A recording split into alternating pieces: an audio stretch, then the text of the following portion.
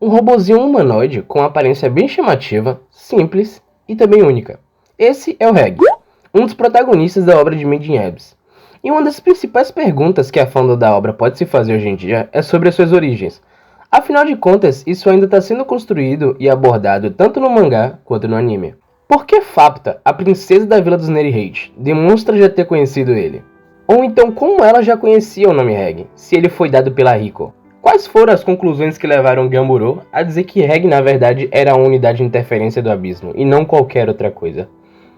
Fora que ainda temos o Nightmare Reg, que é como parte da fandom chama aquela forma fora de controle dele.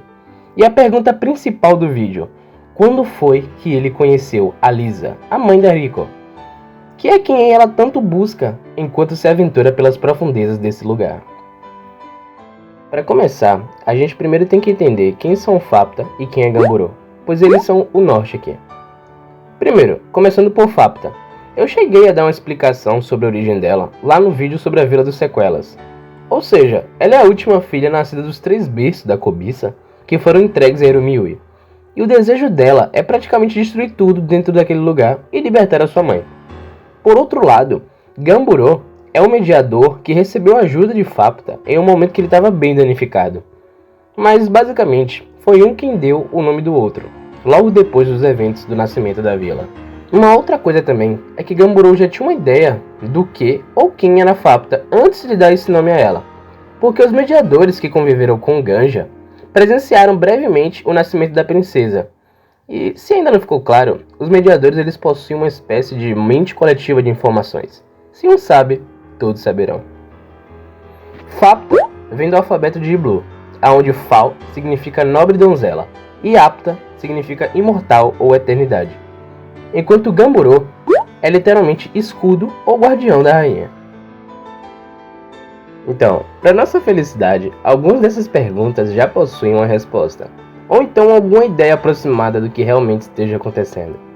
Porém, hoje a gente vai teorizar um pouquinho e discutir a respeito desse protagonista tão cheio de dúvidas sobre si mesmo.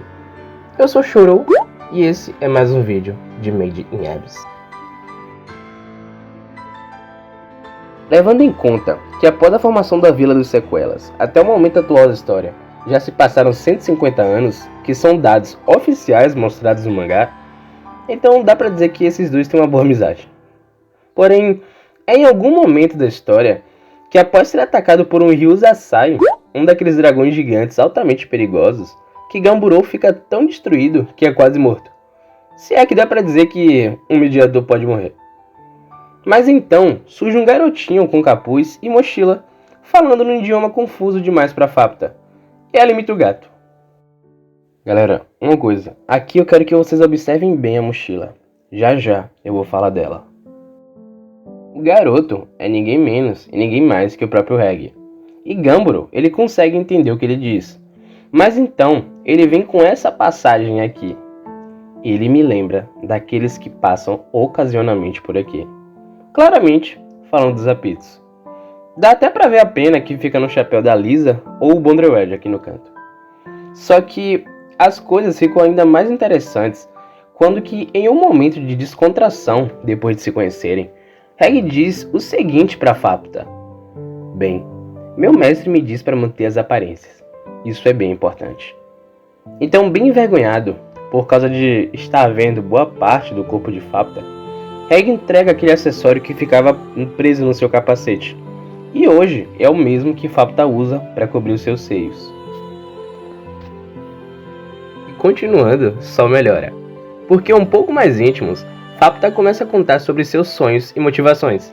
Chega até a ser um pouco confuso pensar que para libertar sua mãe, que na verdade é toda a Vila dos Sequelas, ela tem que matá-la. Até a Reg chega a pensar desse jeito. Mas é aí que ela até pensa em pedir ajuda a ele, com um papo onde supostamente o garoto conseguiria reescrever as leis do abismo com a sua mão, liberando uma luz. Mas então Reg diz que é um poder complicado e que no momento ele não gostaria de optar, porque não faz ideia do que poderia acontecer se ele usasse mais uma vez. E então, só para começar o nosso raciocínio, ele larga essa bomba aqui. Ouçam bem. Fapta, eu estou subindo esse buraco porque estou procurando por Haku. Então, eu gostaria de lhe pedir um favor. Quando eu acabar com isso, vou te dar uma mão e prometo voltar. Eu tenho certeza que meu Haku vai me dar uma mão em descobrir como resolver o problema com as cargas do reescritor. Esse foi o momento que Reg fez Faputa se apegar ainda mais ao seu amigo. Bom, a partir daqui já dá para tirarmos algumas conclusões para formar a teoria. Primeiro, que Reg realmente veio da sétima camada, ou talvez de um ponto ainda mais profundo. Porém, no caminho, ele acabou ajudando a dupla de Gamburo e Faputa. Depois, se tornou amigo deles. Porém, ele estava no meio de uma jornada para encontrar o seu Haku, que no idioma da Vila das Sequelas seria algo mais ou menos como, tipo assim, algo muito valioso ou então algo muito importante para uma pessoa. Mas nesse caso, poderia ser alguém muito importante. E para os que conhecem a história, eu sei que vocês já acabaram pensando em um personagem. Mas calma lá, vamos segurar um pouco essa parte. Reparem nesse quadro quando o Reg deixa Gamburo e Faputa e parte em sua jornada para a superfície. Olha o que ele tem nas costas, nessa mochilinha improvisada. E isso daqui parece muito com o cabo da Blaze Reaper, que é a arma e instrumento de exploração de assinatura que é usado pela própria Dama Aniquiladora, a Lisa. É pensando nisso tudo que, pra mim, o Reg ele poderia ter vindo da sétima camada a pedido dessa pessoa que ele chama de mestre, em busca de algo ou alguém que pudesse lhe ajudar com alguma complexidade causada pelo seu poder de reescrever as leis do abismo. No caso, falam desse canhão bravo dele aqui, ó. E essa pessoa que ele chama de mestre poderia ser ninguém menos e ninguém mais que a própria Lisa, a mãe da Rico.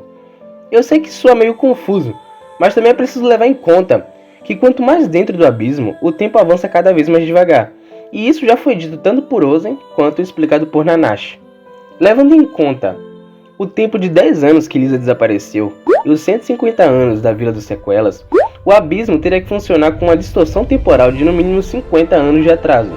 E o que geraria essa distorção seria o anel pivotante de luz, o que é citado existir na sétima camada, e o mesmo que já foi visto por alguns apítrios brancos. Dá até para dizer que ele poderia estar girando tão rápido que causaria um efeito de distorção denominado dilatação no tempo, já que quanto maior a velocidade, mais devagar se passa o tempo.